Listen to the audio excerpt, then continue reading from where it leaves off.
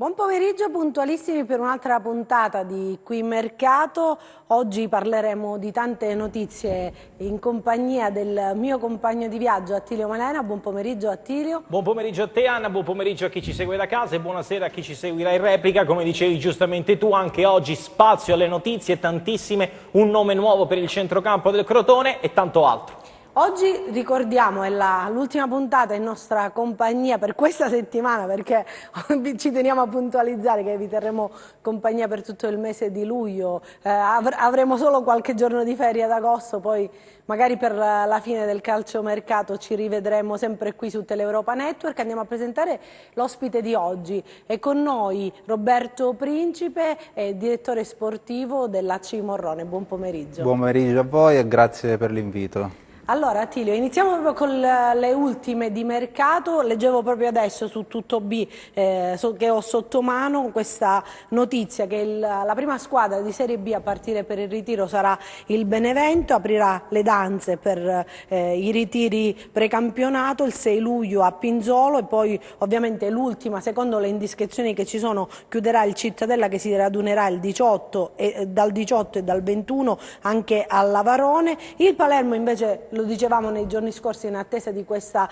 modifica, insomma di questa ratifica della questione iscrizione, vedremo cosa succederà nei prossimi giorni. E poi c'è il Trapani che non ha ancora definito nulla. Queste sono squadre di cui parleremo nel corso della giornata. Parliamo invece della puntata, parliamo invece delle squadre calabresi e delle breaking news di oggi. Le breaking news di oggi che portano al nome nuovo per il centrocampo del Crotone, l'abbiamo lanciata ieri dalle colonne di calciomercatoreport.it in sinergia con tuttob.com. Il Crotone punta il centrocampista svedese classe 1999 del Bologna, tentativo per Svanberg, al momento pochi margini di manovra perché il calciatore non vorrebbe scendere di categoria, ma è da segnalare il tentativo dei pitagorici per il giovane calciatore molto gradito al tecnico Giovanni Stroppa. Il Cosenza, un vecchio obiettivo di mercato del Cosenza, attenzionato, seguito nel corso di tutto l'arco della stagione, Foloruscio va al Bari, diretto sempre di più per sfruttare l'asse tra Napoli e Bari. E poi un obiettivo del Catanzaro, Maiorino, potrebbe rinnovare con la Feral Pisalò, che sarebbe in stretto contatto con il suo entourage e avrebbe proposto un rinnovo di contratto a cifre abbastanza alte. Vedremo come il calciatore risponderà a questa proposta di contratto dalla sua attuale società. Intanto approfitto della presenza del direttore sportivo proprio per parlare e fare i complimenti all'AC Morrone per questa promozione. Ne abbiamo parlato anche nel corso delle nostre trasmissioni qui a Teleuropa Network. Una Morrone che insomma vuole puntare in alto. Abbiamo visto questa promozione. Adesso l'ultima notizia in ordine di tempo è la fusione con il Popil Bianco. Sì, guarda, è un progetto che va avanti da qualche anno, è una giovanissima società che sta facendo comunque passi da giganti.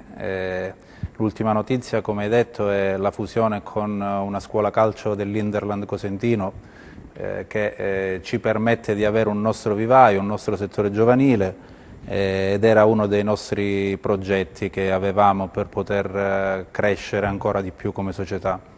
Abbiamo vinto questo campionato di promozione proprio perché abbiamo il progetto del settore giovanile, per poter dare uno sbocco ai giovani che crescono nella nostra città, di avere una squadra di riferimento in una categoria consona alle loro capacità. Quindi abbiamo intrapreso questo discorso già lo scorso anno, per tempi burocratici non siamo riusciti a formalizzarla nel mese di luglio dello scorso anno, ed è di giorni la notizia che abbiamo finalmente fatto questa fusione, quindi siamo un'unica entità, avremo dai primi calci fino all'Under 17, poi ci sarà l'Under 19 e la prima squadra, quindi tutta un'unione di intenti, diciamo, con un unico obiettivo, quello di crescere come società. E a proposito proprio di prima squadra, quali sono, se ci sono le novità insomma, per il prossimo anno, quali saranno gli obiettivi su cui ovviamente vi siete prefissati? Ma guardi, sinceramente dopo 4 promozioni di seguito adesso siamo... Puntate alla quinta? No, non è che puntiamo alla quinta, puntiamo comunque a fare bene, perché diciamo che la mia società è una società molto ambiziosa, però ha una progettazione. per cui cerchiamo intanto di non lasciare nulla al caso, di avere una programmazione, di seguirla. Non a caso il settore giovanile è una di quelle programmazioni che avevamo in mente e che siamo riusciti a portare a termine, o meglio, più che portare a termine, diciamo, siamo riusciti a farlo, e quindi iniziamo da adesso questo percorso anche col settore giovanile. Per quanto riguarda la prima squadra, di certo manteniamo la nostra idea di calcio, che rappresenta sicuramente un calcio giovanile, per cui apriamo le porte a giovani del posto. Ci sarà anche qualche ragazzo che viene da fuori sede, però le nostre linee guida sono quelle di ringiovanire ancora di più la rosa, perché riteniamo che con i giovani si possa avere più futuro. E poi vedo proprio la notizia, insomma, di questa riconferma e la scelta per la panchina Under 19 a Paolo Infusino, quindi insomma Sì, loro rappresentano, diciamo, l'anima di questa società. Lo staff tecnico che abbiamo riconfermato in toto, dall'allenatore Stranges ai suoi collaboratori, Infusino come allenatore in seconda, Gianmarco Manna come preparatore atletico e Isidoro Marchese come preparatore dei portieri, rappresentano senza ombra di dubbio l'anima della nostra squadra, della nostra prima squadra. In più abbiamo dato l'incarico di allenare l'Under 19 a Paolo Infusino, che è un giovane del posto, un ragazzo che diciamo studia, preparato, ha voglia di crescere. Riteniamo che possa aiutarci a far crescere i nostri giovani, per cui abbiamo ritenuto di affidargli anche questo ulteriore incarico. Infatti quanto è importante avere forze giovani, forze nuove, insomma, per far nascere tutto il movimento calcistico. Ma come ho già detto, i giovani riteniamo che possano dare seguito negli anni. Per questo cercheremo di mantenere questa linea anche in prima squadra, quindi cercando elementi che abbiano un'età anagrafica bassa per poter proseguire negli anni un percorso di crescita insieme alla società. E come direttore sportivo, insomma, è difficile barcamenarsi, diciamo, per l'intera regione e capire, insomma, dove prelevare elementi di spessore che possano fare al caso della vostra squadra. Ma guardi, sinceramente non è semplicissimo, però frequentando i campi dilettanti si inizia a crescere il proprio bagaglio di conoscenze, di giocatori. Diventa un po' più semplice conoscere i giocatori quando si va dai professionisti in poi, perché hanno una visibilità diversa, sì. Però bene o male cerchiamo di crescere il nostro bagaglio di conoscenze di giocatori e individuiamo quelli che possano fare al nostro caso.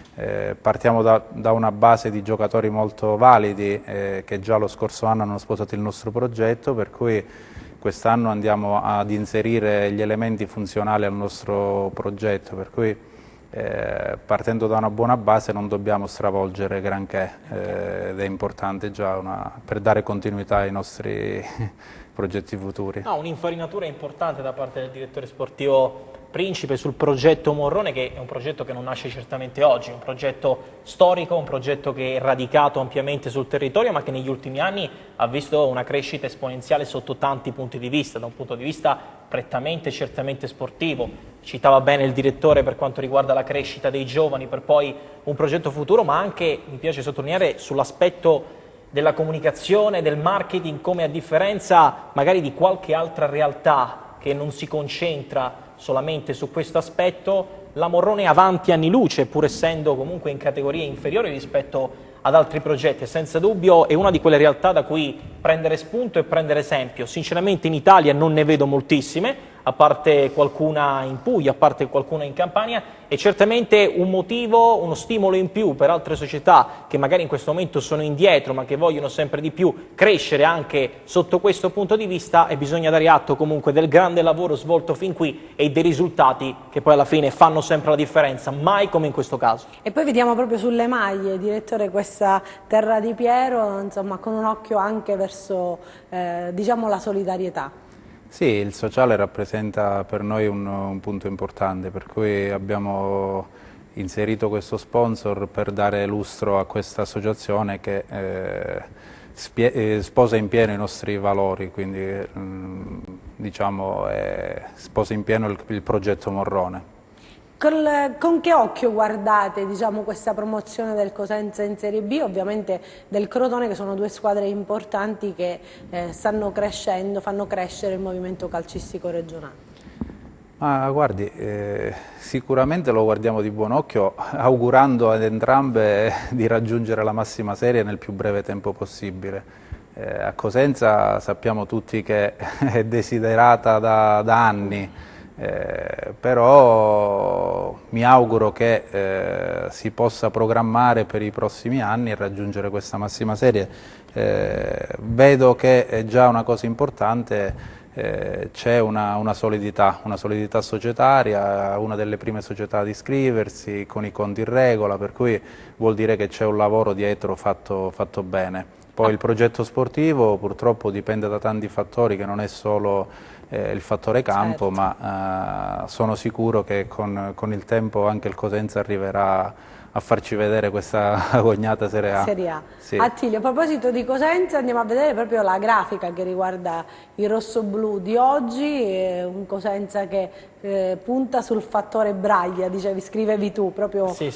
Oggi più che mai, no? Il fattore Braglia che può fare la differenza. Il Cosenza ha confermato un po' come la Morrone l'intero asset societario che tanto bene ha fatto in questi anni, con Stefano Trinchera come direttore sportivo, con Piero Braglia come allenatore, ma Piero Braglia, lo abbiamo detto anche più volte, Piero Braglia non è solamente un allenatore per il Cosenza, Piero Braglia fa da padre con la sua esperienza ai tanti giocatori giovani che ben si sono espressi negli ultimi anni a Cosenza, ha dimostrato comunque di saper barcamenarsi in tutte le insidie tattiche della Serie B, rispolverando sistemi di gioco che sembravano anche abbastanza antiquati. È un allenatore sicuramente dalla carta d'identità avanzata rispetto ad altri, ma con idee giovani, con anche un aspetto rassicurante, bastone e carota con i suoi calciatori, sicuramente il condottiero in più, l'uomo in più, il punto di forza da cui ripartire per la prossima stagione, ma è un movimento calcistico, quello calabrese, allargando il cerchio nonostante le tante difficoltà, che sta reagendo alla grandissima. Con il Cosenza in Serie B, il Crotone da modello negli ultimi anni, il Rende che punta sui giovani, la Regina che si sta rilanciando come non mai in queste settimane, il Catanzaro che punta a fare grandi cose, la Certezza Vibonese e poi a scendere tante altre realtà tra Serie B e categorie inferiori, quindi la Calabria c'è e anche sotto questo punto di vista risponde presente.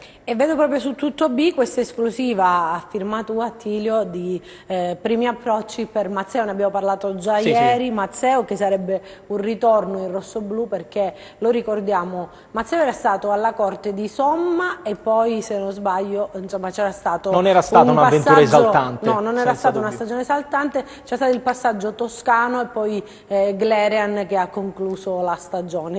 Faccio l'escursus, ma l'affetto dei tifosi del Cosenza si testimonia anche dai numeri che abbiamo visto lì sopra sulle letture dell'articolo. E ne abbiamo parlato ieri in anteprima, è un'idea a cui il Cosenza sta lavorando, primi approcci con le difficoltà del caso. Mazzeo, ricordiamolo, che si libererà dal Foggia, essendo il Foggia fallito, si libererà a parametro zero. Mazzeo è un obiettivo del Bari, e il Bari che comunque ha preso un attaccante importante nella giornata di ieri, Terrani, ha sondato il terreno per Sabbione, il Bari che è molto vicino anche a Foloruncio e a breve potrebbe anche annunciare Scavone, manca solamente la firma del Parma per definire queste eventuali trattative. Il Cosenza c'è, il Cosenza valuta Mazzeo, da quanto ci risulta, per la prossima stagione come rinforzo per l'attacco. Parlando proprio di attaccanti, al Cosenza servono come il pane, perché ovviamente con il ritorno di Tutino alla casa madre, al Napoli, sono rimasti alcuni calciatori, tra cui Litteri che sta cercando di recuperare. Embalo a quanto pare dovrebbe prendere la strada per l'estero, quindi insomma serve sondare proprio il mercato e puntare su alcuni attaccanti di peso. Guardi, io penso che il Cosenza avrà le idee chiare su come muoversi, anche se non ci sono annunci imminenti.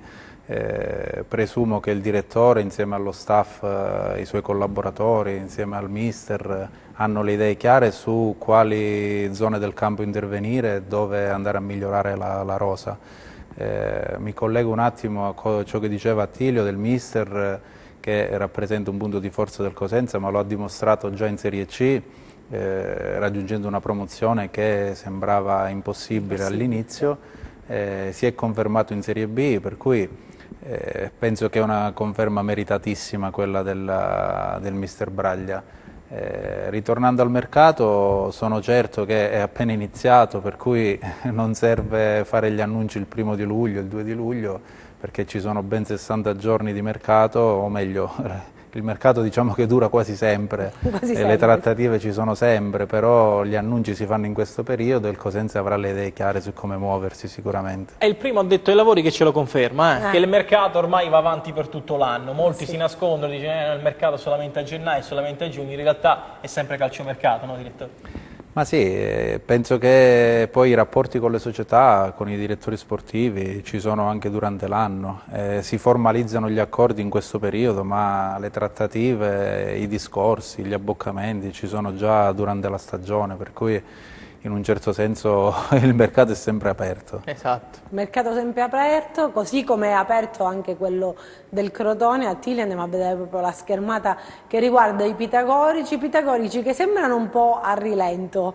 però lavorano forse sotto traccia. Io leggo questo bello sì. Bello sì, riferito a Bellodi, difensore che il Crotone è pronto ad abbracciare, rinnoverà con il Milan fino al 2023 e poi il destino in rossoblù con la formula del prestito. Il Crotone che aveva intessuto rapporti importanti ormai con anni, indipendentemente dalla dirigenza, prima con Mirabelli e Fassone, poi storicamente con Adriano Galliani e la dirigenza Berlusconi, adesso anche con i nuovi direttori sportivi, Ricky Massara, Paolo Maldini e Boban. È un Crotone che rafforza sempre di più i rapporti da istituzione del calcio italiano per la crescita esponenziale dei giovani. Mai come negli ultimi 15 anni a questa parte il Crotone ha rappresentato davvero un'eccellenza sotto questo punto di vista, e Bellodi è solamente l'ultimo giovane di una lunga lista. Il Crotone ha le idee ben chiare, è in arrivo anche Mustacchio, si attende solamente l'ufficialità, lo stiamo ormai ribadendo da diversi giorni a questa parte. Abbiamo raccontato nelle scorse settimane della suggestione AN, ma il mercato del Crotone prevederà poi un'accelerata nel corso delle prossime settimane con delle trattative già battezzate, anche perché no sull'onda di Rutten dall'estero. Sull'onda di Rutten dall'estero abbiamo visto questa sinergia con il Mallorca, dove appunto è stato ceduto Budimir, e a proposito di Budimir andiamo a vedere una clip che lo riguarda.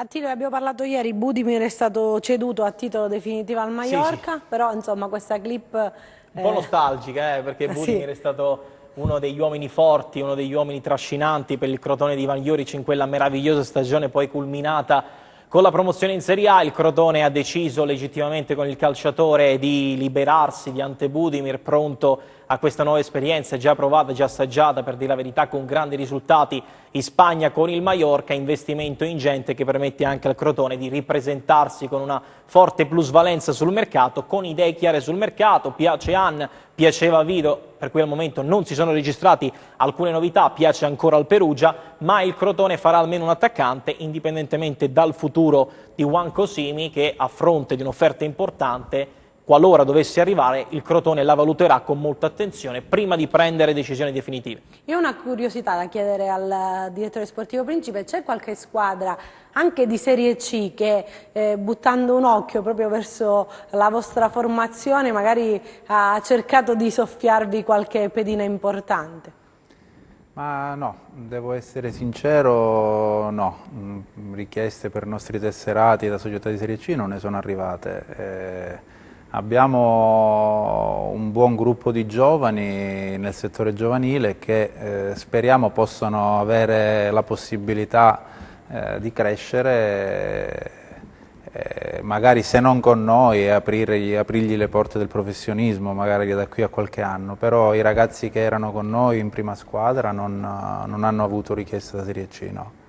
Attile, insomma, una volta si guardava un po' verso questi campionati, No, però chiamiamoli tra virgolette minori. c'è chi lo fa, ma ne parleremo tra pochissimo con il Rende che ha chiesto alla Virtus Entella, l'ex calciatore del Castrovillari che ben si è comportato in questa stagione alla corte di Marra Pandolfi, ufficializzato ieri dalla Virtus Entella, ma è un mercato di Serie B molto molto vibrante quello che ci sta tenendo incollati agli smartphone nelle ultimissime settimane, con società che si stanno muovendo, vedi il Pescara che ha già ufficializzato Calano, fronte aperto con il Napoli per Tutino e Palmiero, tra l'altro strada abbastanza difficile per la riconferma di Palmiero a Cosenza, il Cosenza che ci proverà, lo farà fino alla fine, ma comunque Napoli e Pescara hanno un fronte molto molto aperto. Ma ribadiamo il concetto su Embalo. Embalo avrebbe raggiunto, ne abbiamo parlato lunedì nel corso del nostro TG, un accordo quadriennale con l'Eupen, accordo economicamente valido, più valido rispetto alle soluzioni italiane. La Salernitana cerca uno specialista in quella zona di campo, piaceva a Embalo, ma le attenzioni ad esempio della Salernitana di Giampiero Ventura in quel ruolo si stanno concentrando sempre di più, sognando l'arrivo di Cerci in Campania. Potrebbe sembrare un'ipotesi in realtà poco praticabile, i contatti stanno avanzando, forte appunto di Giampiero Ventura in panchina, che potrebbe riabbracciare uno dei suoi pupilli storici. E poi c'è questo punto interrogativo, perché se non verrà ratificata l'iscrizione del Palermo potrebbe entrare a gamba tesa nel ripescaggio il Venezia, quindi insomma si stanno valutando anche le formazioni da comporre, perché una cosa è formare una formazione per effettuare ovviamente il campionato di Serie C, una cosa per fare una Serie B e magari puntare ovviamente alla salvezza. No, ovviamente non c'è più Cosmi, se non ricordo male. Sì, il Venezia che ripartirà da Dionisi, che si è liberato dall'Imolese, sarà il nuovo tecnico dei Lagunari anche in caso di Serie B. Tra l'altro sempre in termini di ripescaggi si sta complicando in Serie C il ripescaggio dell'Audace Cerignola, che non avrebbe raggiunto un'intesa con il comune per lo stadio, o almeno non sarebbe a norma da quanto ci risulta. L'Audace Cerignola che aveva tutto pronto in realtà per il ripescaggio in grande stile in Serie C, già 4-5 colpi di grande levatura per questo ripescaggio che sembrava sempre più certo, ma in realtà si complica il ripescaggio del Cerignola con delle soluzioni abbastanza importanti per la panchina. Vedi Erziolino Capuano o Giacomo Modica incontrati entrambi, ed entrambi avrebbero accettato volentieri l'Audace Cerignola, che ha una proprietà molto forte. Sempre in termini di Palermo, nel caso in cui non dovesse verificarsi un'iscrizione del Palermo, poi sarebbero tutti liberi sul mercato, calciatori davvero importanti come ad esempio Nestorowski, che ha già un accordo con l'Udinese, come Trajkowski, che è già attenzionato da diverse società anche e soprattutto in Premier League, Jaialo già calciatore dell'Udinese, Rispoli, Faglietti che tornerà comunque alla casa madre, è un obiettivo del Frosinone. Tra l'altro tra pochissimo entreremo nel vivo con la raffica consueta sul mercato di Serie B, ma ribadisco il concetto, tante possibili occasioni di mercato da Palermo e da Foggia. Vedi Gerbo in ottica Frosinone e Crotone, lo stesso Deli per cui sta avanzando la Cremonese, Mazzeo come abbiamo raccontato anche oggi, obiettivo per l'attacco del Cosenza. Tanti nomi altisonanti, direttore, per una Serie B che noi abbiamo ribattezzato una sorta di A2, perché insomma sono tante squadre, tante piazze ambiziose, tanti allenatori che provengono anche dalla nazionale maggiore, ex campioni appunto della nazionale maggiore, che adesso si ripropongono come allenatori di queste squadre. Ma la Serie B da sempre è stato un campionato appassionante, è lungo, difficile, dove si incontrano veramente grosse realtà. Per questo dico che è vero che il Cosenza sogna la Serie A, però io dico sempre teniamoci stretta anche la Serie B, che non è un campionato da buttare, anzi ci dà la possibilità di incontrare grosse città, grossi centri, squadre con grandissime tradizioni. Poi ci sarà sicuramente il tempo e la programmazione per provare anche il gusto della massima serie, no? Il pubblico lo merita, Cosenza è una piazza che vive di entusiasmi, abbiamo visto anche addirittura negli anni della Serie D siamo riusciti a portare 20.000 persone allo stadio, per cui presumo che lo meriti la città, però c'è sempre un discorso di programmazione dietro, non bisogna improvvisare e bisogna fare le cose in modo gradato, in modo da poter avere delle basi solide per poter mantenerla poi una Serie A o comunque una categoria consona alla città. Attilio, conservati le raffiche di Serie B perché dobbiamo andare in pubblicità. Intanto salutiamo il direttore sportivo dell'AC Morrone, Roberto Principe, per essere stato con noi. In bocca al lupo per il futuro, poi sicuramente ci vedremo nelle prossime settimane. Viva il lupo e grazie ancora per l'invito, è un piacere per me essere qua con voi. Grazie. Grazie, ci fermiamo per una breve pausa pubblicitaria, torniamo tra pochissimo.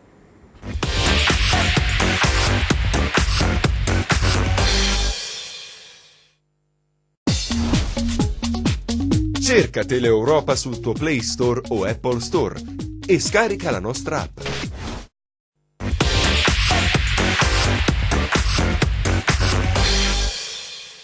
Seconda parte di Qui Mercato. Attilio, siamo io e te soli soletti. E ci divertiamo, dai, ci divertiamo in attesa del nostro ospite telefonico prossimo, un altro ospite importante, Certo. quindi rimanete con noi.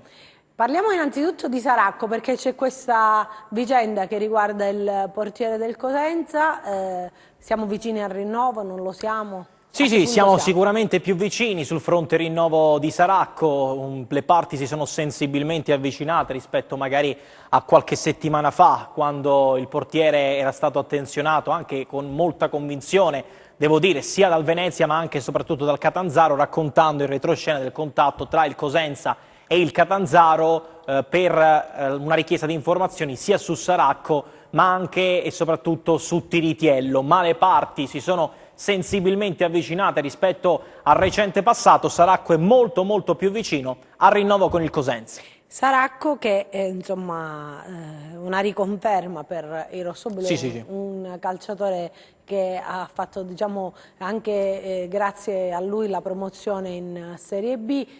Oltre a Saracco invece, ovviamente stavo guardando un po' i siti in giro, riportano la notizia che avevi dato tu su Mazzeo. Basta Mazzeo perché ci sono arrivati talmente tanti di quei messaggi con sto Mazzeo, però ribadiamo la nostra versione data ieri. Mazzeo, primi approcci con il Cosenza, che non vuol dire che sicuramente Mazzeo diventerà il prossimo attaccante del Cosenza, ma ci sono delle possibilità che Mazzeo possa diventare un attaccante del Cosenza. Sicuramente, da quanto ci risulta, ci sono stati dei contatti tra le parti, con Mazzeo che guadagna senza dubbio un ingaggio importante per la categoria, ha dimostrato ampiamente di essere da categoria, siglando diversi gol nelle ultime stagioni e trascinando il Foggia verso gli obiettivi prefissati. Piace la Regina, il primo nome sul mercato per distacco, la Regina che sta anche attenzionando e chiudendo diversi colpi, ma ci arriveremo tra pochissimo da regalare a Mimmo Toscano. E sempre al Bari piglia tutto, il Bari che spenderà un budget non da Serie C, francamente non da Serie B, forse da bassa Serie A, perché investire 10 milioni di euro sul fronte calciomercato è sicuramente un qualcosa fuori categoria e fuori portata di diverse squadre. Nei giorni scorsi ci sono stati i rinnovi per i rossoblù di Riccardo Idda e di Mirko Bruccini, difesa e centrocampo per i rossoblù. C'è qualche altro rinnovo nell'area oppure insomma andiamo solo sui, diciamo sulle compravendite esterne? Ecco. Si dovrebbe fermare qui con Saracco il capitolo rinnovi per il Cosenza, in attesa poi di sferrare l'assalto per i veri colpi da regalare a Piero Braglia. A proposito di Cosenza e di Serie B, vediamo quali sono invece le novità per quanto riguarda le raffiche, come dicevamo noi, di Serie B, e quali sono le novità delle varie Abbiamo squadre. detto di Cerci e la Salernitana, ma il Frosinone che potrebbe decidere di confermare anche Marcello Trotta per il suo attacco. All'Empoli invece arrivano Pirrello, Laribbi, sempre più vicino ad un passo, mentre si continua a lavorare per coda da regalare a Cristian Bucchi. Per il reparto offensivo in arrivo anche il talento Kevin Piscopo che piaceva al Crotone. Busellato ha firmato per il Pescara, che si è liberato anche lui a parametro zero dal Foggia, mentre al Pordenone è tornato il direttore generale Giancarlo Migliorini ed è in arrivo l'attaccante Strizzolo da regalare anche qui ad Attilio Tesser. Juve Stabia scatenata, attinge non solo dalla Serie B, acclarato ormai il trasferimento in prestito del giovane cresciuto nell'ultima stagione in prestito anche a Pescara, ma di proprietà della Juventus, del Sole, vecchio obiettivo anche del calciomercato del Cosenza, è fatta sempre in termini Juve Stabia, in arrivo Lia Dalla Cavese. Attilio, io sono andata già in Serie C, sono andata a vedere questo sito della Regina, perché insomma il presidente Gallo è scatenato, punta ovviamente a fare grande, a far tornare grande la squadra Amaranto, ha pensato innanzitutto al tecnico, punterà su Toscano, adesso via via c'è proprio questa notizia di Sunas, ha acquistato anche i diritti di Vai Regina, se non leggevo male proprio mentre stanno scorrendo sul nostro Digivol, insomma è un presidente Gallo che punta a far tornare grande la squadra Amaranto. Grandissima, direi, ne abbiamo parlato anche ieri, in termini di acquisti, in termini di scelte, un passo avanti rispetto agli altri. Su questo va dato atto alla gestione del presidente Gallo, che ha improvvisamente riacceso l'entusiasmo a Reggio Calabria. Sunas è un altro colpo importante, strappato al Cesena, tra l'altro è anche in arrivo un altro tassello per il centrocampo, accordo raggiunto per Nicolò Bianchi, calciatore svincolato. Tra l'altro la Regina sempre molto attiva per il reparto di difesa. Per Bergamelli ci sono non poche difficoltà, visto che la Ternana vorrebbe nuovamente riconfermarlo tra le proprie fila, e la settimana dei 3 difensori attesi da Mimmo Toscano per completare il pacchetto di difesa. In arrivo c'è Cristini, l'ex Cuneo, con cui c'è ormai un accordo biennale battezzato, anche Rondanini e Bresciani, che sono altri obiettivi della Regina di Mimmo Toscano. Un altro calciatore che potrebbe anche lasciare la Regina è Strambelli che piace al Catanzaro, ma al momento non ci sono discorsi avviati da quanto ci risulta. La Regina piace anche il profilo di Danti, su cui però c'è anche il Cittadella in Serie B, forte dell'appeal della categoria, ma è senza dubbio un progetto Regina a 360 gradi che sta veramente venendo fuori in maniera straordinaria. Proprio andiamo sul loro sito, c'è il cambio di denominazione sociale che è avvenuto nei giorni scorsi, l'annuncio dell'accordo biennale con Alessio Spataro come ruolo di responsabile del settore giovanile Amaranto, la riappropriazione del centro sportivo Sant'Agata, insomma guarda a lunga gittata il presidente, perché evidentemente non si vuole fermare qui, nel senso che punta a questa Serie B e ovviamente vuole far tornare in Serie A la squadra Amaranto, lì dove per qualche anno fa insomma ha viaggiato la squadra proprio del presidente Foti.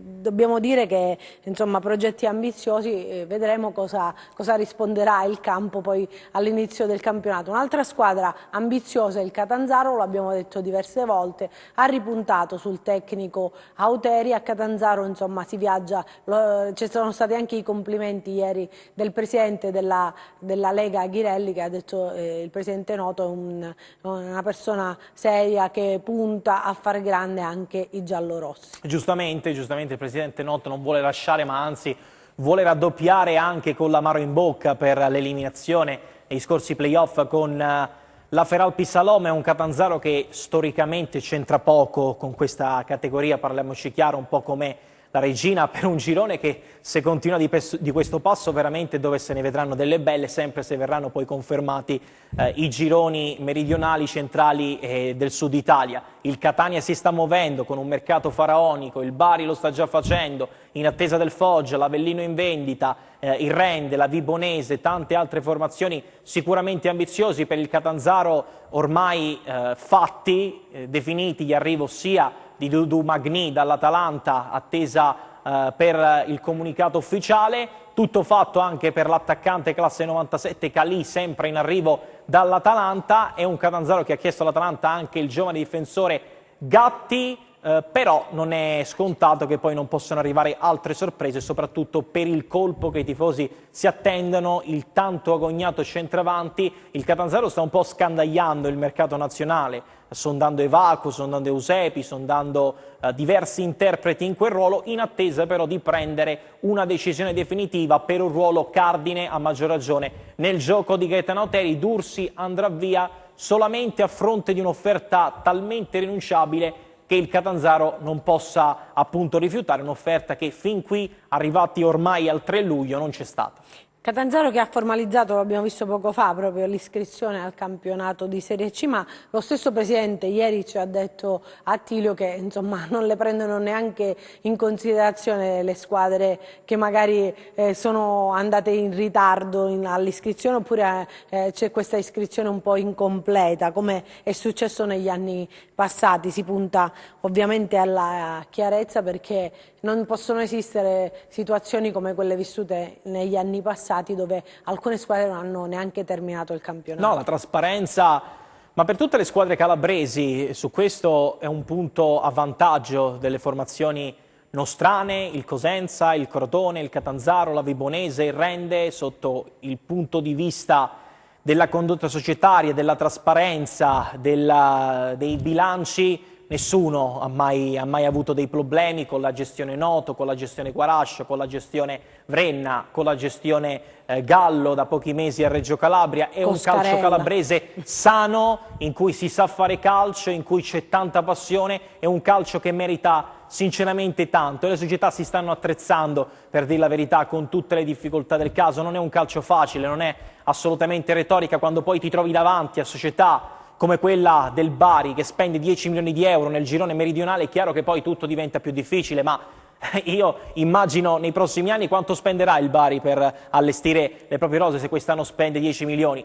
Mi sembra un po' tutto abbastanza falsato. 10 milioni di euro è un budget sicuramente per una piazza che non c'entra con la Serie C, ma si dovrebbe mettere a posto sotto questo punto, entrambe con tutte le formazioni che reciteranno un ruolo da protagonista, ma 10 milioni di euro per una campagna acquisti, sinceramente il Crotone ad esempio non l'ha mai spesi 10 milioni di euro per il mercato in Serie A. Sì che sono filosofie e obiettivi completamente diversi da raggiungere, ma ribadisco il concetto: dal mio punto di vista non si possono spendere 10 milioni pur avendoli per un mercato che sta prendendo comunque forme e sembianze di una corazzata per la prossima stagione per la squadra guidata da Cornacchini. Anche perché poi è il campo, lo dicevamo, che decreterà se una squadra ha meritato oppure insomma ha giocato bene per ambire al salto di categoria, perché i nomi, lo sappiamo da anni, succede così, non sempre significano promozione, ecco. Sì, ma questa è una questione aritmetica dimostrata anche dalla Regina nel corso del mercato di gennaio, dove lo sforzo economico è stato immane, non solo per Baclé, per Bellomo, per Strambelli, tutti i calciatori che hanno dimostrato nel corso della propria carriera di essere funzionali alle idee dei rispettivi tecnici a disposizione, ma che poi probabilmente nel complesso non hanno funzionato per come ci si aspettava. Infatti la Regina, secondo il mio punto di vista, ha anche cambiato leggermente la strategia sul mercato, affidandosi a calciatori non particolarmente di nome, ma calciatori soldati alla causa di Mimmo Toscano, pronti a dare un contributo, pronti a dare l'anima per una maglia gloriosa e storica come quella della Regina, uomini prima che calciatori, senza particolari grilli per la testa. I nomi servono senza dubbio, perché poi i fuoriclasse sono a fare la differenza anche in Serie C, ma ad esempio il Bari non si sta concentrando ad esempio sui cavalli di ritorno. Abbiamo escluso la soluzione Sciaudone di ritorno, abbiamo escluso la soluzione Rosina paventata da alcuni media, soprattutto in Puglia. È un Bari che sta attenzionando giocatori di categoria, come ad esempio Terrani, che ha fatto molto bene negli ultimi anni, come ad esempio anche lo stesso Folo Ruscio, reduce da un campionato straordinario alla Virtus Francavilla, ma un po' tutte le società hanno cambiato registro sul fronte dei grandi nomi. Dicevamo ieri con mister Spinelli che Rende ha avuto coraggio, tornando proprio a una squadra del campionato di Serie C o di Lega Pro che dir si voglia, e Rende ha avuto coraggio perché ha puntato su uno staff tecnico, possiamo dire l'allenatore che è nuovo di questa categoria, Angelo Andreoli, però c'è anche il nodo stadio, Attilio, da verificare, perché il Rende insomma potrebbe anche giocare a Vibo, visto che c'è questo restyling del Marco Lorenson da parte della società del presidente Coscarelli. Spero che il tutto però possa risolversi in breve tempo. Il Rende ha bisogno del suo stadio, ha bisogno del suo pubblico, a maggior ragione in una stagione che si prospetta complicata ma allo stesso tempo stimolante per il Rende del futuro. Ma il Rende che ha le idee chiare, abbiamo raccontato di Pandolfi, piace anche il giovane Borrelli del Pescara, reduce da una stagione straordinaria, condita da gol e le attenzioni della Juventus. Sarà una stagione, ripeto, difficile, ma allo stesso tempo credo anche stimolante per la formazione del Reine del presidente Fabio Coscarella.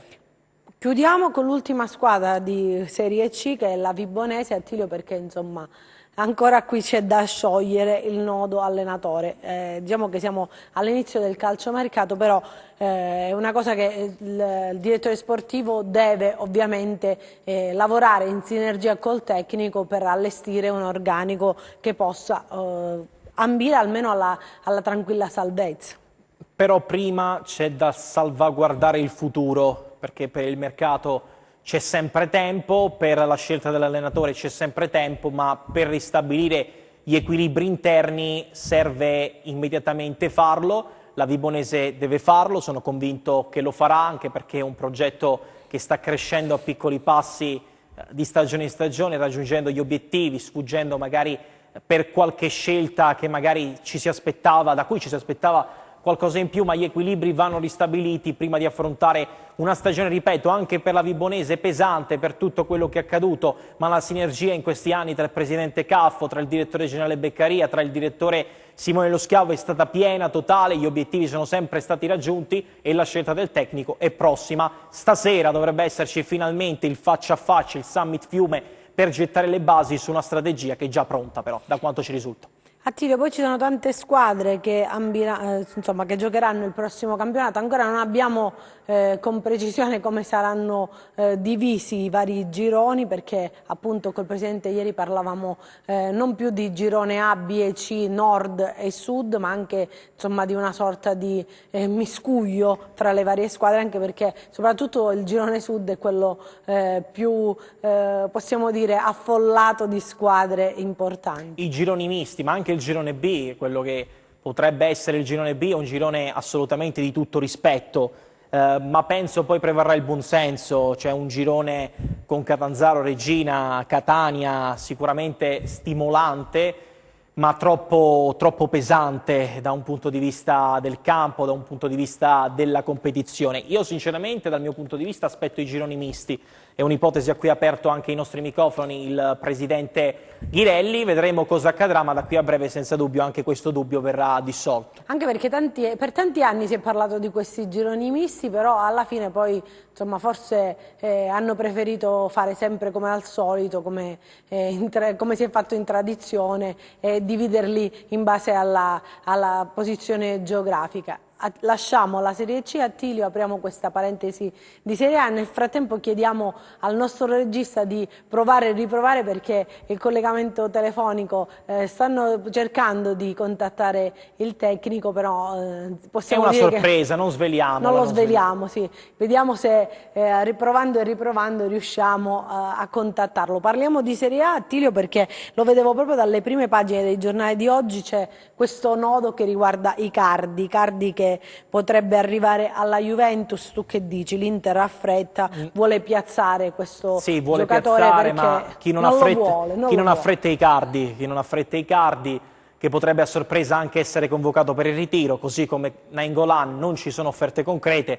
La Juventus, ne abbiamo parlato anche dai microfoni di qui mercato, vuole Icardi ma solo a determinate condizioni. È una trattativa che dal mio punto di vista andrà molto per le lunghe. È una notizia che abbiamo raccontato ieri, presente anche sulla prima pagina di Tutto Sport. L'Inter valuta, da quanto ci risulta, anche un piano alternativo a Edin Dzeko, ipotesi Llorente a parametro zero, un altro nome molto gradito ad Antonio Conte. Abbiamo raccontato anche dalle colonne di Calciomercato Report nella serata di ieri, nella notte di ieri, dell'irruzione forte del Sassuolo nei confronti di Gianluca Caprari in uscita dalla Sampdoria, altro nome graditissimo a Roberto De Zerbi, uno dei primi della lista. Un'altra ipotesi assolutamente da non scartare, anche che si sta finalmente entrando nel vivo: la Roma si è avvicinata nelle ultime ore a Gianluca Mancini, calciatore assistito da Giuseppe Riso. Le distanze tra gap, tra domanda e offerta si sono sicuramente assottigliate. C'è l'accordo da tempo con il calciatore, il placet dal passaggio all'Atalanta a Roma del giovane difensore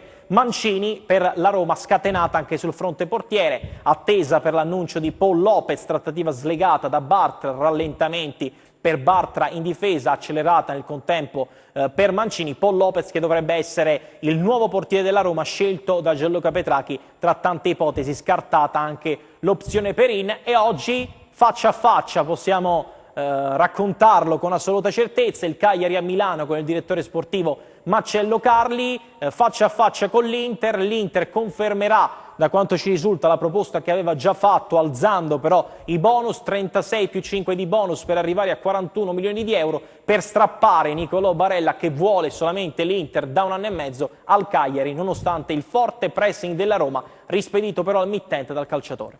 E poi c'è la presentazione di Rabiot, vediamo qua proprio la foto con i dirigenti della Juventus. Rabiot che dice ho abbracciato la Juventus proprio perché spinto dal ex portiere bianconero Gigi Buffon, che punta alla Coppa. Questa Coppa è meglio non nominarla, secondo me. È un po' un'ossessione per la Juventus. Tra l'altro si riabbraccerà con Buffon nei prossimi giorni. Domani sono in programma le visite mediche di Gigi Buffon per un contratto annuale con un futuro da dirigente in bianconero per il portiere campione del mondo. Tra l'altro possiamo anche svelare un retroscena, da quanto ci risulta, sui cavalli di ritorno alla Juventus. Claudio Marchisio ha rescisso il contratto con lo Zenit di San Pietroburgo e avrebbe riallacciato, o almeno cercato di riallacciare, i contatti per la Juventus per valutare un suo possibile rientro, anche lui in bianconero, ma al momento non ci sono i margini per un possibile ritorno di Claudio Marchisio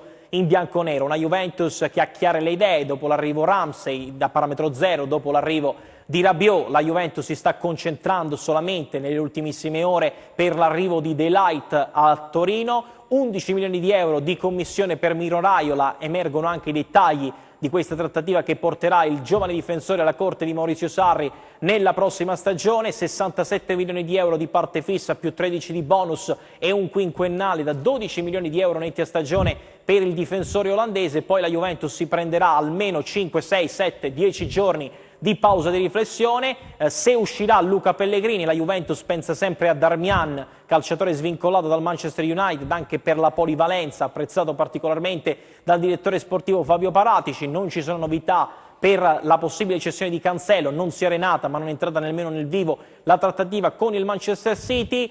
In attacco, sempre attendendo le mosse dell'Inter per Mauro Icardi, ma finché la Fiorentina anche a parole non ufficializzerà la permanenza di Federico Chiesa, la Juventus legittimamente coltiva la speranza di poterlo avere con sé nella prossima stagione, ma anche questa è una trattativa che non vedrà, a meno di clamorosi colpi di scena, muoversi Federico Chiesa da Firenze. Un altro affare che sta monopolizzando le attenzioni del mercato generale è quello di Veretout. Ieri incontro con il Milan non ha soddisfatto la Fiorentina, offre contropartite tecniche, per carità gradite alla Fiorentina, ma che non accontentano i viola, che vogliono solamente cash. Chi ha fatto al momento l'offerta più importante per Veretout alla Roma, sfondando il muro dei 20 milioni per il cartellino, e per quanto concerne il lato dell'ingaggio 3 milioni di euro netti al calciatore per Veretout, che oggi è più vicino alla Roma rispetto a Napoli e Milan, ma le valutazioni e le consultazioni non sono certamente terminate. Attilio, ti sto facendo parlare tanto, ma ci sono due richieste che mi sono arrivate nella nostra pagina Facebook, che riguardano la Juventus e che riguardano Pogba e Higuain. Cioè, sono due possibili ritorni in bianconero. Pogba, nonostante le smentite, resta un obiettivo della Juventus. Lo abbiamo spiegato anche nel corso delle settimane precedenti, ma resta una pista complicata, ma non tanto per la volontà del calciatore, che vorrebbe anche tornare in bianconero. Però la richiesta che fa il Manchester United è una richiesta secondo me anche folle, esagerata. Tra l'altro dalla Spagna sono convinti, hanno rilanciato oggi con forza la possibilità Real Madrid per Pogba, dando addirittura per fatto l'accordo, la fonte di quelle autorevoli, la prima che parlò lo scorso anno di Cristiano Ronaldo alla Juventus. Su Higuain, la Roma è in testa Higuain da diverse settimane, si entrerà nel vivo nella corsa Higuain da metà luglio in poi. Oggi Higuain nicchia un po' all'ipotesi Roma, ma la Roma è in testa Higuain e ha già l'accordo con la Juventus per quello che nelle idee della Roma sarebbe il centravanti ideale per un'eventuale sostituzione di Dzeko. Non siamo riusciti a contattare il tecnico, ci riproviamo nelle prossime settimane. Attilio, io ti ringrazio per essere stato con me, per avermi tenuto compagnia in questa puntata. do appuntamento a domani ai nostri telespettatori che ritroveranno te nella seconda parte, insomma, di questo calciomercato. Con tempi supplementari. È pronta per la sigla, la ragazzi, sigla. ci vediamo domani. Ciao! Ciao ragazzi, alla settimana prossima! Volevo credere a qualcosa, forse un po' di più. Di frasi a metà non ne posso più. Tu che mi scrivi in direct, sono andato alle Hawaii. Felicità è un gusto che non prendo mai. Diremo pure ad Eva che un morso alla mela ti cambia la carriera ora. Mordi Eva e lasciami ballare tutta l'estate. Quando il sole sale sento e vuoi sentire il cambiamento sotto una luna nuova. Da una finestra suona la musica che fa.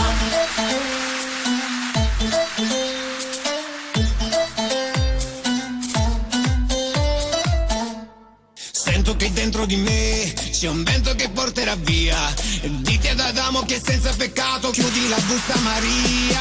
Scappo da questo motel, questa casa non è più la mia. Ho imparato con occhi diversi che sotto la pelle restiamo noi stessi. Che l'estate ad un passo da me, che l'estate non fa per te. Che l'estate ad un passo da chi sa sognare come me. E lasciami ballare tutta l'estate. Quando il sole sale sento e vuoi sentire il cambiamento sotto una luna nuova. Da una finestra suona la musica che fa.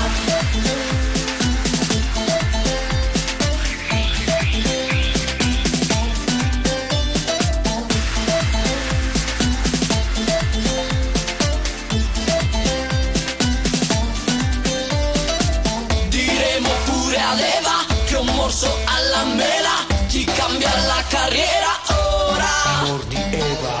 Diremo pure ad Eva che un morso alla mela ti cambia la carriera ora.